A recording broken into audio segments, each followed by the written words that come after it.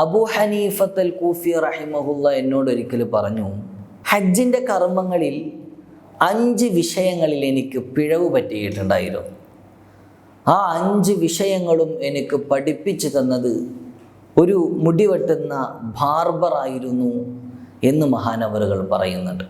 ആ സംഭവം മഹാനായ ഇമാം അബൂ ഹനീഫ റളിയല്ലാഹു അൻഹു പറഞ്ഞു കൊടുക്കുകയാണ്. ഞാൻ ഹജ്ജിൻ്റെ കർമ്മങ്ങളിൽ മുടി കളയാൻ ഉദ്ദേശിച്ച സമയത്ത് ഒരു ബാർബറെ സമീപിക്കുകയാണ്. ഞാൻ ആ ബാർബറോട് ചോദിച്ചു, ബികം തഹ്ലിഖു റഅസി, എത്രയാണ് എൻ്റെ മുടി വെട്ടുന്നതിന് നിങ്ങൾക്കുള്ള ചാർജ് എന്ന് ചോദിച്ചു. ഇത് കേട്ടപ്പോൾ തന്നെ ആ ബാർബർ എന്നോട് ചോദിക്കുകയാണ്, ആ ഇറാഖിയുൻ അൻത, നിങ്ങൾ ഇറാഖിക്കാരനാണോ എന്ന് ചോദിച്ചു. അപ്പോൾ ഞാൻ പറഞ്ഞു, ഞാൻ അതെ ഇറാഖിക്കാരനാണ്.